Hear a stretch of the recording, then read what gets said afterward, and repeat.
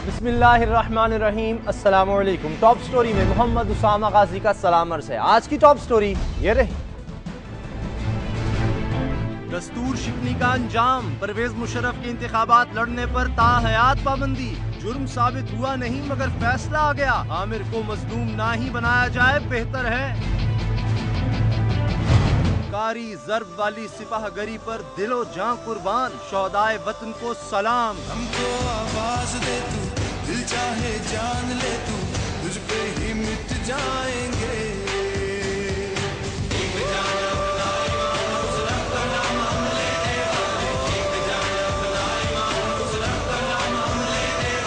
गैर मामूली हालात में फौज से बैकबा खुशगुमानी भी और बदगुमानी भी। के नाम पर होने वाली इल्जामात की सियासत का भरपूर जवाब। मरियम नवाज ने लाहौर को संभाल लिया, बाकी जिम्मेदारी सलमान शहबाज पर।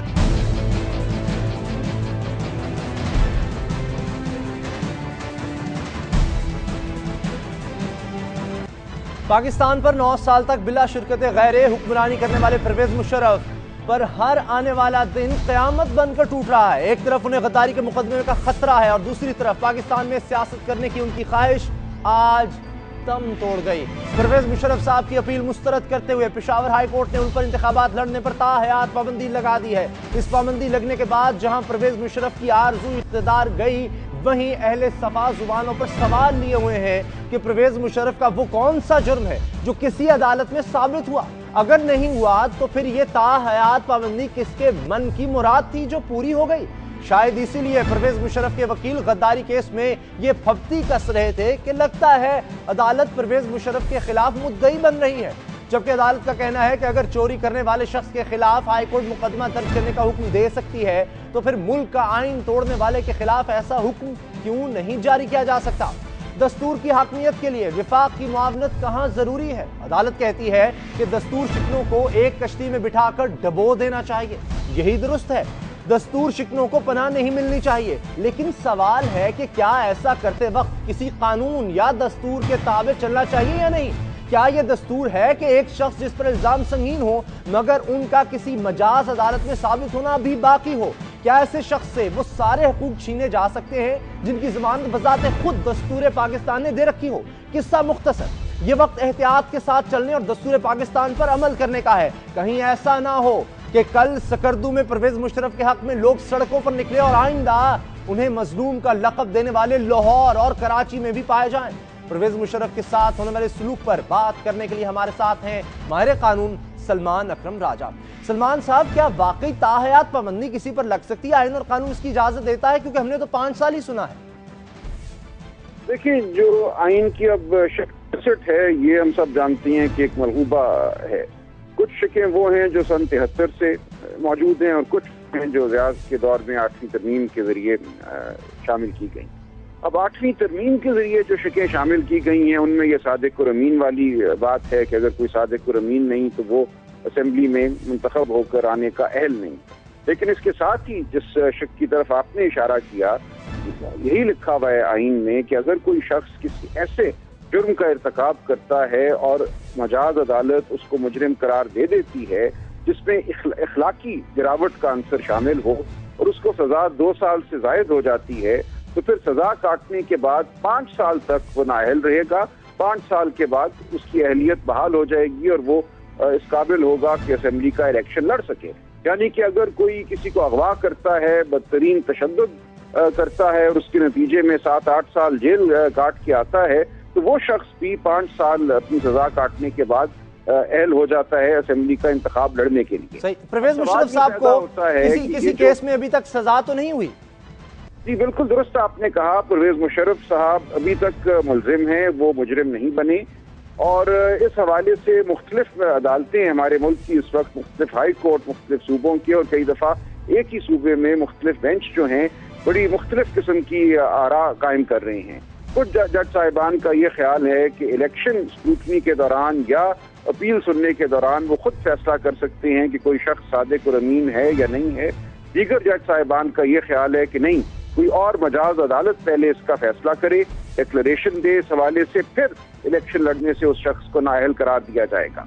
अब जो पेशावर में हुआ है बज़ाहिर वो यही नजर आता है कि उन्होंने खुद इस अमर का अपील सुनने वाले बेंच ने फैसला कर लिया कि वो सादिक और अमीन नहीं है, क्योंकि वो आइन शिकनी के मुर्तकिब हुए हैं, जबकि आइन शिकनी के हवाले से अभी उन पर मुकदमा चलना है और उनको मुलजिम से मुजरिम करार दिया जाना अभी बाकी है। लिहाजा जो राय पेशावर हाई कोर्ट ने ली है, इस किस्म की राय दूसरे हाई कोर्टों में भी कुछ जज साहिबान ने ली है, लेकिन अक्सरियत कम अज कम लाहौर हाई कोर्ट के हवाले से इस राय की मुखालिफत में है। वहाँ यही कहा जा रहा है, तो 3 रुकनी फुल बेंच लाहौर में बैठा हुआ मुकदमे सुन रहा है, वो यही कह रहे हैं कि जब तक कोई शख्स पहले से किसी अदालत के जरिए मुजरिम करार ना दे दिया गया हो, हम उसको नाअहल करार नहीं देंगे। लिहाजा एक वाज़ेह तज़ाद हमें नजर आ रहा है इस मामले में इस वक्त मुख्तलिफ अदालतों में, मुख्तलिफ हाई कोर्ट्स में। ये फरमाइएगा कि अब जब के ताहयात पाबंदी की बात की जा रही है इस बुनियाद पर के परवेज मुशर्रफ, सादिक और अमीन नहीं 62-63 के तहत अब उन पर ताहयात पाबंदी है, कभी इलेक्शन नहीं लड़ सकते, ये तासुर भी इससे डेवलप हो रहा है जिस तजाद की आप बात कर रहे हैं कि उनके वकील भी कह रहे थे परवेज मुशर्रफ साहब के कि अदालत जो है मुद्दई बन रही है क्योंकि जजेस को बंद किया गया था। क्या ऐसा तासुर पैदा हो रहा है? देखिए, ये तो मैं नहीं कहूँगा, लेकिन जजों को यकीनन जो है मबहूस किया गया था। और अब ये कैसा कदम था जिसके हवाले से मुकदमा जब भी पाकिस्तान में चलेगा तो ये बात उठेगी कि इसमें अदलिया खुद बराह रास्त एक फरीक के तौर पे या कम से कम एक विक्टिम के तौर पे शामिल है। अब ये मुमकिन तो नहीं है कि ये मुकदमा पाकिस्तान से बाहर किसी और अदालत को भेज दिया जाए। मुकदमा बहरहाल पाकिस्तान में ही चलना है और ये बात होती रहेगी, लेकिन मैं नहीं समझता कि ये बात मुकदमा चलने के रास्ते में कतई तौर पे हायल हो सकती है। सही। अब मुकम्मल तौर पर परवेज मुशर्रफ साहब का, जी सलमान साहब, क्या मुकम्मल तौर पर परवेज मुशर्रफ का जो ख्वाब था इलेक्शन लड़ने का वो मुकम्मल तौर पर चकनाचूर हो गया? अब केसेस तो कई हैं, लेकिन ये जो मामला था जिसके लिए वो पाकिस्तान आए थे, आप समझते हैं वो खत्म हो गया या अभी कोई हल है? देखिए, अब तो यही है कि वो पेशावर हाई कोर्ट के 4 रुकनी बेंच के फैसले के खिलाफ सुप्रीम कोर्ट में जाएं। अब वक्त जाहिर है बहुत कम है, 11 मई से पहले सुप्रीम कोर्ट अगर उनको कोई रिलीफ दे दे, उनकी नाअहली खत्म कर दे तो वो इलेक्शन लड़ सकते हैं, लेकिन जाहिर है हर गुजरते दिन के साथ इस बात के इम्कानात कम होते जा रहे हैं। सही, बहुत शुक्रिया सलमान अकरम राजा साहब। जिस तरह वो कह रहे थे कि मुख्तलिफ हाई कोर्ट्स के मुख्तलिफ फैसले सामने आ रहे हैं, तजाद वाज़े तौर पर नजर आ रहा है। अलबत्ता परवेज मुशर्रफ के लिए हर आने वाला दिन मुश्किल तर होता चला जा रहा है। ब्रेक का वक्त हो रहा है, ब्रेक के बाद मिलेंगे इस स्टोरी के साथ। कारी ज़र्ब वाली सिपाहगरी पर दिलो जां कुर्बान, शौदाए वतन को सलाम। हमको आवाज दे तू, दिल चाहे जान ले तू, तुझ पे ही मिट जाएंगे।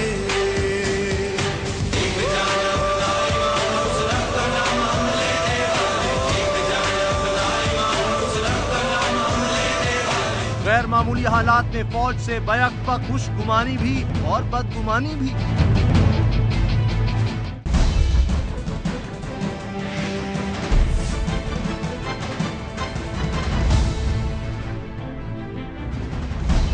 आज पाकिस्तानी कौम और पाक फौज अर्ज़े वतन पर जान निसार करने वालों को खिराज तहसीन पेश कर रही है।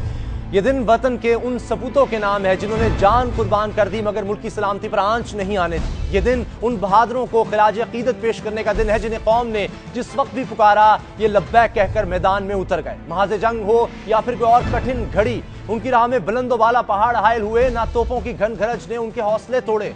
इन जाबाजों को खिराज अकीदत पेश करने की ये खूबसूरत रिवायत army chief general Ishfaq Parvez Kayani ने 2010 में शुरू की। आज रावलपिंडी में GHQ में होने वाली तकरीब में चीफ ऑफ आर्मी स्टाफ की तकरीर बहुत अहम थी। उन्होंने जहां शहदा को खिराज अकीदत पेश किया, वहीं जनरल इशफाक परवेज कियानी कह रहे थे कि आमरीत और जमहूरियत का खेल सिर्फ जजा सजा ही नहीं बल्कि अवाम की शमूलियत से खत्म हो सकता है। 11 मई को होने वाले इंतखाबात के इनेकाद में किसी को कोई शक नहीं होना चाहिए। जनरल इशफाक कियानी ने दहशतगर्दी के खिलाफ जंग पर सवाल उठाया कि अगर कोई आईन पाकिस्तान से बगावत करे, पाकिस्तान के खिलाफ हथियार उठाए तो इसका खात्मा किसकी जंग है? दहशतगर्दी के खिलाफ जंग को सिर्फ फौज की जंग समझना मुल्क को इंतशार की तरफ ले जाएगा। जनरल इशफाक परवेज कियानी ने कौम की साबित कदमी को फौज का हौसला करार दिया। आर्मी चीफ बिल्कुल दुरुस्त कह रहे थे।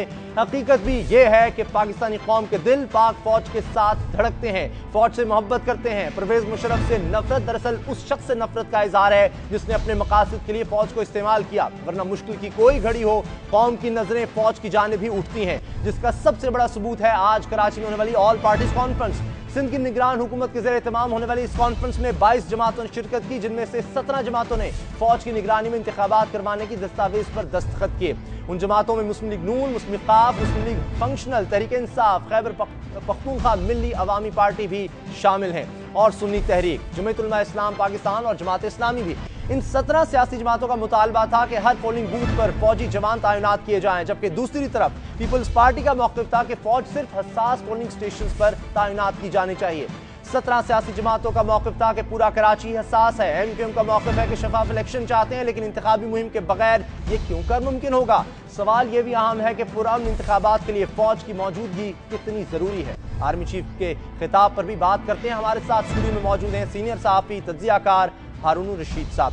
हारून साहब, आज सबसे पहले तकरीर से आगाज़ करते हैं। भरपूर उनका खिताब था और बड़ा अहम था मौजूदा सूरत हाल में। उनका आमरीत का खात्मा सिर्फ जज़ा और सज़ा से नहीं है, अवाम की आगे की भी ज़रूरत है। क्या उनका इशारा परवेज़ मुशर्रफ की तरफ है कि सिर्फ उनके खिलाफ केसेस से काम नहीं चलेगा? मुमकिन है इस तरफ हो। मेरा ख्याल है, जितना मैं उन्हें जानता हूँ, वो ये कह रहे हैं कि जमहूरियत में अवामी शिरकत, जमहूरी अमल में निचली सतह तक हकीकी अवामी शिरकत मुमकिन बनाई जाए। यानी जमहूरी से आर्मी चीफ बराह रास्त तो बात नहीं कर सकता, ना सिर्फ उसूल की याद दहानी करा सकता है, मुदाखलत तो नहीं कर सकता। जमहूरी सियासी जमातें मौजूद नहीं हैं, टिकट जिस तरह से दिए जाते हैं, जिस तरह चंद आदमी फैसले करते हैं, वो जब तक ख़त्म नहीं होगा ये सिलसिला, जमहूरी कल्चर जब तक पैदा नहीं होगा। देखिए, कौन रोकता है फौज को? मॉरल अथॉरिटी रोकती है, पॉपुलर सियासी जमातें रोकती हैं। पॉपुलर कैसे होंगी? उनमें इलेक्शन हो, वो बेहतरीन उम्मीदवार पुट करें, पार्लियामेंट पॉलिसी मेकिंग करे, काबीना फैसले करे। फौज तो ख्वाब नहीं देख सकती। इन 5 वर्षों में भी जब बुनियादी तौर पर यह था कि आपको भड़ास निकालने की इजाज़त थी, बात कर सकते थे, कोई जबर और पाबंदी नहीं थी, तो जमहूरियत चलती रही ना सारी खराब करप्शन के बावजूद, इतनी बड़ी करप्शन के बावजूद। अगर किसी करीने पर सियासतदान चलें तो फौज कभी नहीं आ सकती जब लोग वेलकम करने के लिए तैयार ना हो। शायद इसलिए उन्होंने इशारा किया कि तासुब अगर खत्म होगा तो आमरीत का खौफ भी खत्म हो जाएगा। ये बताइए, उन्होंने कहा कि अवाम ने कि सवाल नहीं उठाया दहशतगर्दी के बारे में और ये बहस भी खत्म होनी चाहिए। सिर्फ फौज की जंग इसको करार देना जो है इंतशार का बाइस बनेगा। लेकिन यहाँ तो सियासतदान बहुत से ऐसे, इमरान खान साहब भी इसको अमेरिका की जंग कहते हैं दहशतगर्दी के खिलाफ। मैंने इमरान खान से इस बात पर कभी एग्री नहीं किया। बिल्कुल सादा सी बात है, हुकूमती पॉलिसियों पर किसी को एतराज़ है, बहुत से एतराज़ हो सकते हैं, जमहूरी जद्दोजहद होगी। असला उठाने का क्या मतलब है? अमेरिका से हमें नफरत है, इख्तलाफ है, दुश्मनी है, जो कुछ भी है, उससे निजात की वैसे असल तरीका तो ये अपनी मईशत तामीर करें, कर्जे लेना बंद करें, उस पर इन्हिसार ख़त्म करें, ये असल रास्ता है। लेकिन अमेरिका की दुश्मनी में मार्केटें उड़ाने वालों की मदद कैसे की जा सकती है? मस्जिदों में बम धमाके करने वालों को कैसे कबूल किया जा सकता है? बच्चों को कत्ल करने वालों को कैसे कबूल किया जा सकता है? देखिए, कुरान ने बिल्कुल वादे कर दिया कि नाइंसाफ़ी होती कैसे है। वो 4-5 शक्लें उसकी बताई। उसमें एक शक्ल यह है कि लोगों की दुश्मनी तुम्हें जुल्म पे आमादा कर दिया। वला तजरिमन्नकुम शनानु कौमिन अल्ला तादिलु इदिलु हुवा अक़रबु लित्तक़वा। किसी कौम की दुश्मनी की वजह पर फैसला न किया करो, उसूल पे फैसला किया करो। अमेरिका जालिम है, उसने अफगानिस्तान पर कब्जा किया, उससे पहले रूसियों ने किया, प्रॉब्लम उससे पैदा हुआ। लेकिन क्या हम अपने शहरियों को कत्ल करना शुरू कर दें फौज पर दबाव डालने के लिए? ये तो आमकाना बात है और यही इस तरफ इशारा है कि तस्सुबात से ऊपर उठें, दयानत पे फैसला करें, उसूल पे फैसला करें। ये बताइए कि APC आज कराची में हुई, सारी पार्टी उसमें शरीक थी, 17 ने इस बात पर दस्तखत किए कि हर पोलिंग स्टेशन पर फौज तैनात होनी चाहिए। इसका मतलब है फौज का इमेज बहाल करने में कामयाब हुए हैं इन 5 सालों में जनरल शफाक परवेज़ कियानी? फौज का इस मामले में इमेज हमेशा ठीक रहा है। फौज से एक मसला है, वो मार्शल न लगाए और वैसे भी सियासत में दखल न दे। बाकी फौज का इमेज तो हमेशा ठीक रहा है, सिविल अदारों का इमेज तो कोई ठीक, पुलिस का इमेज तो ठीक नहीं रहा कभी। बाकी भी सरकारी दफ्तरों का हर जगह रिश्वतस्तानी उस तरह से है। फौज में भी खराबियां हैं मगर उस दर्जे की खराबियां नहीं है। और साफ बात है, इसमें कोई पेचीदा फलसफे की बात नहीं है। MQM से खतरा है, वो धांधली करेगी और वो ANP वाले उसमें भी इंतहा पसंद मौजूद है, मनमानी करने वाले, और पीपल्स अमन कमेटी मौजूद है। सुप्रीम कोर्ट कह नहीं चुकी कि ये भत्ता लेते हैं, कह नहीं चुकी, तो ये दहशतगर्द नहीं है? ये भी तो दहशतगर्द है ना, इनसे डरती हैं बाकी सियासी पार्टियां, ये सादा सी बात है। अच्छा, ये बताइएगा कि अब जब आज उन्होंने बड़ा कैटेगोरिकली साफ अल्फाज में कहा कि 11 मई को इलेक्शंस जो हैं इस पर किसी को शक नहीं होना चाहिए, आर्मी चीफ का ये कहना, इसकी क्या सिग्निफिकेंस है? इससे ये शुकूक शुबात खत्म होंगे या रहेंगे जो मौजूदा इस वक्त अवाम की सूरत हाल है? कई दिन से ये बात कही जा रही है, बहुत से लोग फैला रहे हैं। खुद ये तीनों पार्टियों ने कल कहा, जो बड़ी शर्मनाक बात है, कि जी स्टैब्लिशमेंट कर रही है, यानी मुराद ये फौज कर रही है, मुराद ये जनरल क्या नहीं मरवा रहे हैं लोगों को। गैर मुल्की सब लोग establishment का जानते जिक्र हैं किया। गैर मुल्की जी, उन्होंने कहा धारे करवा रहे हैं, ब्लैकमेल करने की एक कोशिश है। बिल्कुल फौज इलेक्शन चाहती है, फौज स्टेबिलिटी चाहती है, और कोई डाउट नहीं है इलेक्शन में। मैंने आपको याद है 2-3 महीने पहले उनसे मिला था और मैंने कहा था न्यूज़ पेज पे दानिस्ता खबर छपवाई थी कि इलेक्शन यकीनी है। अब लोग जो हैं वो इनसिक्योर लोग हैं ना, ये लीडर भी शिकस्त से भी डरते हैं, वैसे भी खौफजदा लोग हैं, गैर मुल्कियों के साथ बात के ताल्लुकात हैं, कोई कहीं बैठा हुआ है, कोई कहीं से पैसे ले रहा है। अब ये डरते हैं इलेक्शन के नताइज से, खौफजदा हैं सारे। भाई इलेक्शन होगा, यकीनन होगा। इस वक्त कोई इलेक्शन रोक, कोई माई का लाल इलेक्शन रोक सकता है? कोई रोकना भी चाहिए। ये तो अशफाक परवेज क्या नहीं, जिन्होंने 5 साल सब्र किया, इनकी जगह कोई दूसरा आदमी होता वो भी नहीं रोक सकता था, सवाल ही नहीं पैदा होता। इलेक्शन होंगे और अदलिया की और फौज का ये मसला है, उनकी प्रेस्टीज और सर्वाइवल का सवाल है, वो पूरी कोशिश करेंगे कि ठीक हो। इलेक्शन कमीशन ने जो झक मारनी थी वो मारी है। ठीक है, आप ये समझते हैं कि फौज, जिस तरह आर्मी चीफ ने कहा, इलेक्शन चाहती है, अदलिया भी चाहती है, मीडिया भी, अवाम भी, सभी चाहते हैं। सिर्फ उनके चाहने से नहीं, अवाम भी चाहते हैं, सियासी जमातों की अक्सरियत भी चाहती है इलेक्शन हो। और इसका इजहार आज खिताब में भी आर्मी चीफ ने कर दिया। बहुत शुक्रिया हारून रशीद साहब, सीनियर तज्जियाकार हमारे साथ है। ब्रेक का वक्त हो रहा है, ब्रेक के बाद मिलेंगे इस स्टोरी के साथ। के नाम पर होने वाली इल्जामात की सियासत का भरपूर जवाब, मरियम नवाज ने लाहौर को संभाल लिया, बाकी जिम्मेदारी सलमान शहबाज पर।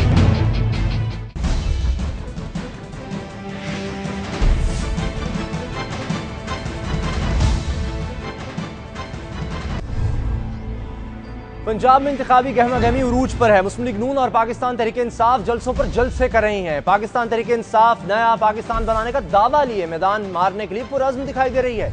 इमरान खान शोला बयानी से माहौल गरमा रहे हैं। नून लीग की क़यादत उनके निशाने पर है। कभी मुस्लिम लीग नून को मौरूसी सियासत का ताना देते हैं तो कभी पंजाब में जराइम और शरीफ बरादरान की सिक्योरिटी पर तनकीदी गोले बरसाते हैं। आज मियांवाली के जलसे में इमरान खान का कहना था कि शरीफ खानदान की हिफाजत पर 5 बरसों में 2 अरब रुपए खर्च किए गए। अब भी 1260 एहलकार हिफाजत पर मामूर हैं। मुझ के इलाके में खिताब करते हुए इमरान खान कह रहे थे कि वो 17 बरस से 11 मई के मैच का शिद्दत से इंतजार कर रहे हैं। इमरान खान ने नवाज शरीफ को मुनाजरे का चैलेंज फिर दोहराया। वो कह रहे थे कि नवाज शरीफ मुनाजरे से डरते हैं। तहरीक इंसाफ का दावा है कि नौजवान उसके साथ हैं। तहरीक इंसाफ के इन इल्जामात का मुस्लिम लीग नून के पास क्या जवाब है, इस पर बात होगी। हमारे साथ मौजूद हैं स्टूडियो में मुस्लिम लीग नून के रहनुमा सलमान शहबाज। सलमान साहब, बहुत शुक्रिया आपकी तशरीफ आवरी का, आप स्टूडियो में तशरीफ लाए। सवाल इल्जामात से पहले आते हैं मुस्तकबिल की। अगर हम बात करें, कहा जा रहा है हर तरफ से कि मखलूत हुकूमत होगी। अगर नून लीग आती है हुकूमत में, मखलूत हुकूमत बनती है, तो फिर मसाइल का हल आप कैसे निकालेंगे? मुश्किल हो जाएगा। Thank you very much Usama Sahab for inviting me. आपने जो इंट्रोडक्शन दिया है वो इंट्रोडक्शन जो है वो ज़्यादा लगता है रीकैप है इमरान खान साहब की पॉलिटिकल हिस्ट्री का। तो आपके व्यूज़ भी देख रहे होंगे, तो उस पॉलिटिकल हिस्ट्री में मुझे बताएं क्या एविडेंस हमें बताता है कि वो चेंज की पॉलिटिक्स कर रहे हैं।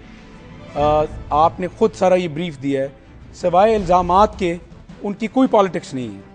और वो 17 ईयर्स का आपने जिक्र किया, 17 साल से इल्ज़ामात की पॉलिटिक्स कर रहे हैं और आज तक इल्ज़ाम ही लगा रहे हैं, चाहे वो शरीफ बरादरान की सिक्योरिटी के हवाले से, चाहे वो मेट्रो बस के ऊपर कभी 70 अरब रुपया कहते हैं, कभी 90 अरब कहते हैं, कभी 30 कहते हैं।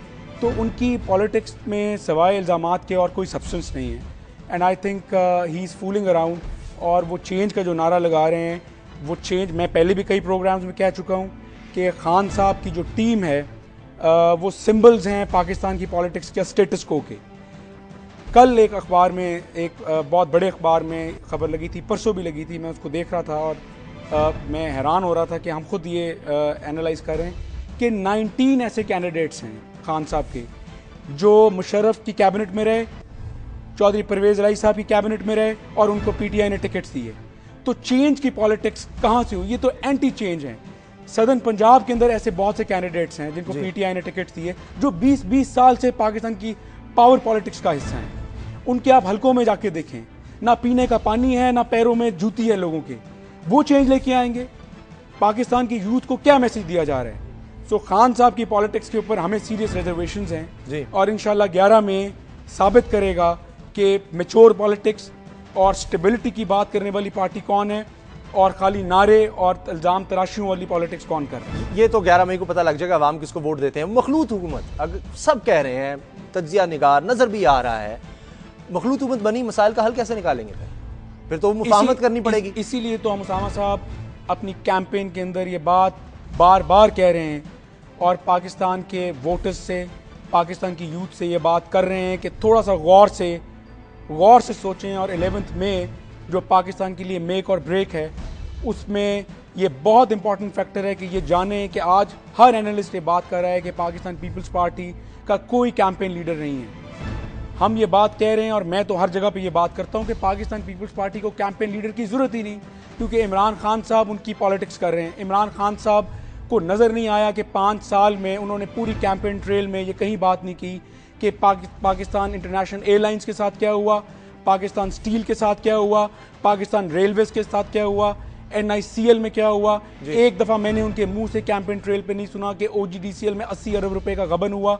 मैंने उनके मुंह से एक दफ़ा नहीं सुना उनको सिवाय शेर की धाड़ के और कोई चीज़ सुनाई नहीं देती, सिवाय नवाज शरीफ साहब पे गाली गलोच करना और बिलो द बेल्ट हिट करने के अलावा उन्होंने पूरी कैंपेन ट्रेल में कोई सब्सटेंस वाली बात की हो तो आप मुझे बताएं। मैं आपसे उन्होंने आपको हदफ बनाया हुआ है, अवाम को इस वक्त दहशत और आपने कोई नहीं, आपने बात की फ्रेगमेंटेड मैंडेट की जी, तो उस पर मैं यही बात कर रहा हूं कि इमरान खान साहब का जो फैक्टर है वो सिर्फ और सिर्फ ये है कि वोट को तकसीम किया जाए, और अगर PMLN का वोट तकसीम हुआ तो ये सारों का कंसेंसस है मेजर एनालिस्ट का कि अगर PMLN का वोट बैंक तकसीम हुआ तो पीपल्स पार्टी को इसका एडवांटेज मिलेगा। और जरदारी साहब इसका एडवांटेज मंजूर भट्टू साहब ने ऑफर भी कर दिया कि शायद इमरान खान जरदारी साहब ने खुद कह दिया, जरदारी साहब ने इमरान खान साहब ने खुद कह दिया कि आसिफ जरदारी साहब जो हैं वो बिजली के बहरान के जिम्मेदार नहीं। क्या उनको रेंटल स्कैम नजर नहीं आता?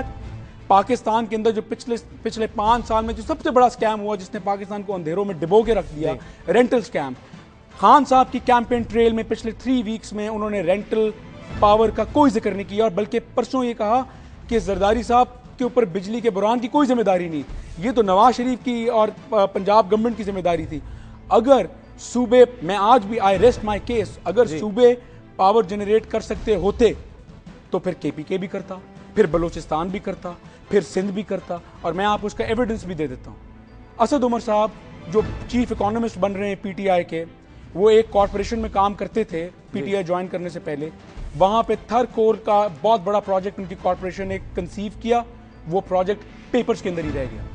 क्यों नहीं सिंध गवर्नमेंट उनको फैसिलिटेट कर सकी?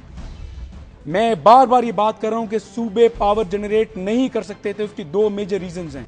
नंबर 1, सॉवरेन गारंटी सूबों के पास नहीं थी।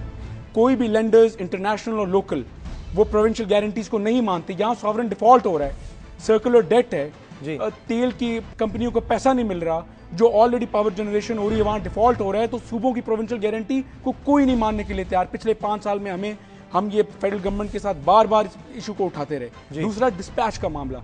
अगर हम पावर जनरेट कर भी लें, अव्वल कर नहीं सकते थे, कर भी लेते तो नेशनल ग्रिड में जानी है। 1000 मेगावाट पंजाब की पिछले 5 साल चोरी होती रही पावर, पंजाब का GDP खत्म हो गया, पंजाब के ट्यूबवेल सूख गए, पंजाब की इकोनॉमी तबाह हो गई, और हम चीखते रहे कि 1000 मेगावाट नेशनल ग्रिड में जा रहा है, पंजाब का राइट जो है पंजाब को दें। तो ये 2 मेजर फैक्टर्स हैं। खान साहब झूठ बोल रहे हैं। मैंने सॉरी, लेट मी फिनिश। मैंने एक प्रोग्राम में पहले भी कहा था, एक TV चैनल पर, मैं आज फिर कहता हूँ कि मैं खान साहब को पाकिस्तानी व्यूअर्स के सामने, सबके सामने कमिट करता हूं कि किसी चैनल पे आ जाए, मेरे साथ मनाजरा कर लें, इकोनॉमी पे, पॉलिसीज पे, पावर जनरेशन के ऊपर, पॉलिटिक्स के ऊपर। किसी ऑडियंस के सामने आ जाएं, किसी TV चैनल के सामने आ जाएं, मैं उनको फेस करने के लिए तैयार हूं। 2 घंटे मनाजरा करें, 2 दिन मनाजरा करें। चलें देखते हैं वो आपके मनाजरे का चैलेंज मैं उनको चैलेंज करता हूं। ठीक है, आपकी तरफ से उनको चैलेंज आ गया। ये बताएं, लोड शेडिंग का आपने बात की, इस वक्त बड़ा मसला है लोड शेडिंग का। एक सवाल, एक तनकीद ये भी की जाती है कि जब मोटरवे बनाई गई, बहुत बड़ा कारनामा है, उस वक्त और भी काम हुए मियां साहब ने किए, क्या उस वक्त बिजली जनरेशन की तरफ आना चाहिए था या मोटरवे जरूरी थी? अगरचे अब मोटरवे का चर्चा हर तरफ है। मैं आपसे पूछता हूं कि जर्मनी अगर पावर जनरेशन के अंदर सरप्लस है तो फिर क्या उन्होंने ऑटोबान बनाई? तो उनको ऑटोबान नहीं बनानी चाहिए थी। पाकिस्तान की जापान ने अगर बुलेट ट्रेन बनाई और पावर जनरेशन में न्यूक्लियर पावर भी जनरेट करते हैं वो, और पावर सेल्फ सफिशिएंट हैं, तो उन्होंने बुलेट ट्रेन भी बनाई, जर्मनी ने ऑटोबान भी बनाई, पावर जनरेशन भी की। आज अगर आपकी PIA का जो हाल है, लाहौर इस्लामाबाद की फ्लाइटें नहीं मिलती हैं आपको, आपने सुबह 7 बजे की फ्लाइट पे जाना होता है, शाम 5 बजे तक टेक ऑफ नहीं होता। अगर मोटरवे ना होती तो मुझे बताएं कि सही। आपकी ये रीढ़ की हड्डी है, मईशत की हड्डी है, किस तरह इसने आपको आपके पूरे रूरल एरिया को और मुझे ब्रेक लेनी है, ब्रेक के बाद आएंगे मेट्रो बस के हवाले से भी बात करेंगे, दहशतगर्दी का हल नून लीग के पास क्या है और आप अपना असल हरीफ किसको समझ रहे हैं, कौन सी पार्टी है जो आपको टफ टाइम दे सकती है इलेक्शंस में, इस पर भी बात करेंगे और बहुत से सवाल इस ब्रेक के बाद, कहीं मत जाइए।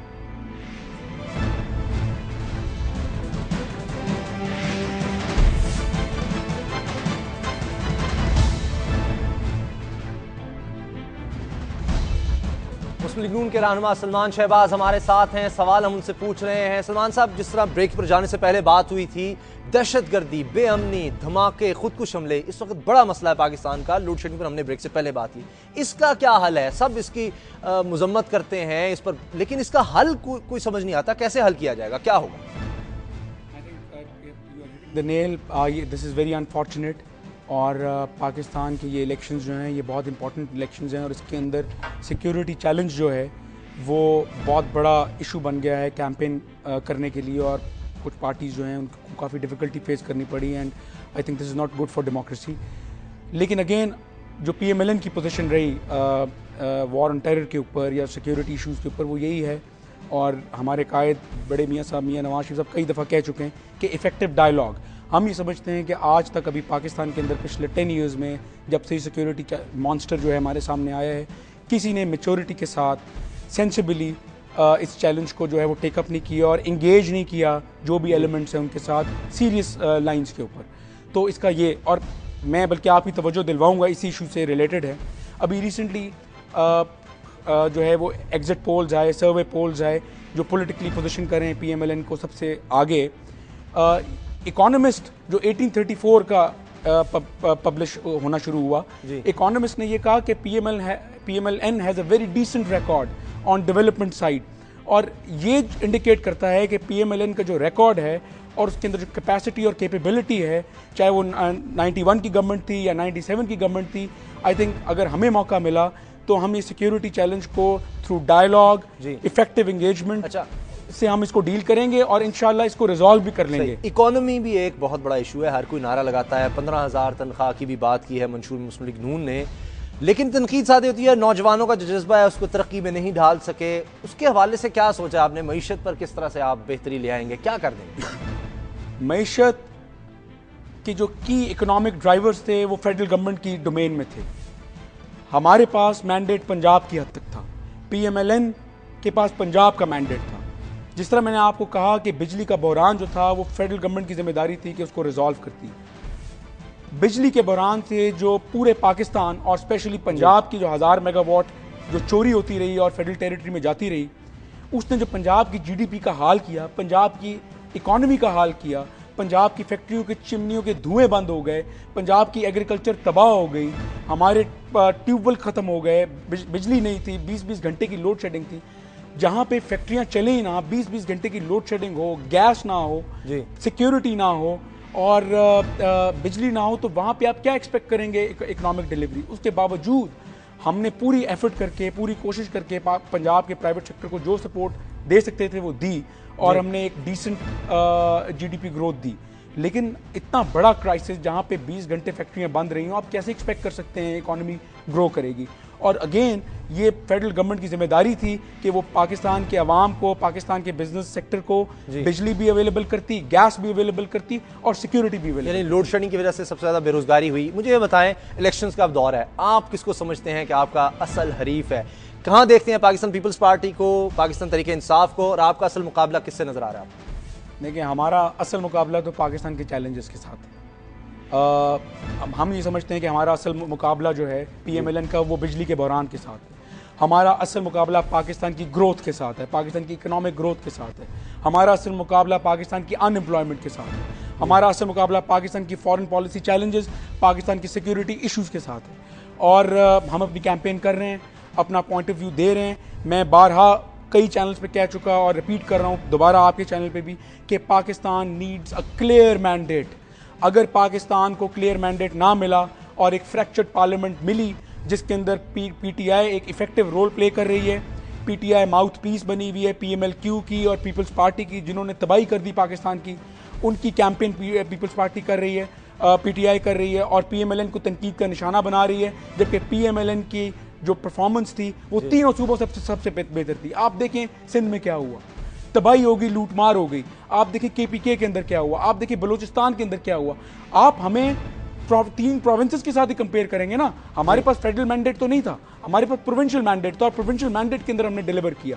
और खान साहब जो हैं वो बड़े चोरों और बड़े मगरमच्छों को भूल गए और पीएमएलएन के पीछे पड़ गए, बिकॉज वो एक सिर्फ मियर पॉलिटिक्स कर रहे हैं, कोई वो सब्सटेंस वाली बात नहीं करे। तो अगर फ्रैक्चर्ड मैंडेट आया तो पाकिस्तान के अवाम खुदा ना खास्ता वही भुगतेंगे जो पिछले 5 साल उन्होंने भुगता। तो वी वांट कि पाकिस्तान का यूथ और पाकिस्तान के अवाम क्लियर मैंडेट के लिए जाएं, और जब तक वो क्लियर मैंडेट नहीं देंगे तो इफेक्टिव डिसीजन मेकिंग नहीं होगी। ये बताएं, कारकर्दगी की जब बात करते हैं पंजाब हुकूमत की, आपने कहा कि उससे जज करना चाहिए, उसमें आशियाना हाउसिंग स्कीम, दानिश स्कूल, दीगर बहुत सी चीज़ें गिनवाई जाती हैं, लेकिन मेट्रो बस का जिक्र हम सबसे ज़्यादा देखते हैं। सब्सिडी उस पर दी गई कम, यानी खर्चा ज़्यादा है, आप किराया कम ले रहे हैं, कब तक ऐसे चलेगा काम?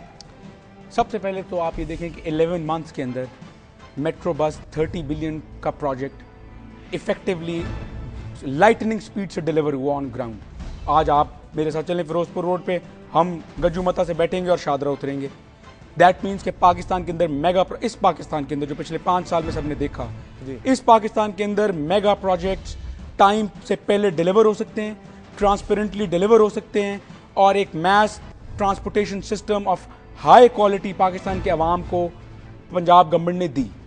जहां तक आपने सब्सिडी की बात की, आप मुझे किसी दुनिया का मॉडल बता दें, लंदन के अंडरग्राउंड का बता दें, जर्मन रेल सिस्टम का बता दें, यूरोपियन रेल सिस्टम का, मुझे बताएं कहां पे पब्लिक ट्रांसपोर्ट के अंदर सब्सिडी का एलिमेंट नहीं है। सब्सिडी आपको देनी पड़ती है, और ये सब्सिडी जो है ये आवाम की वेल बीइंग और वेलफेयर के लिए है।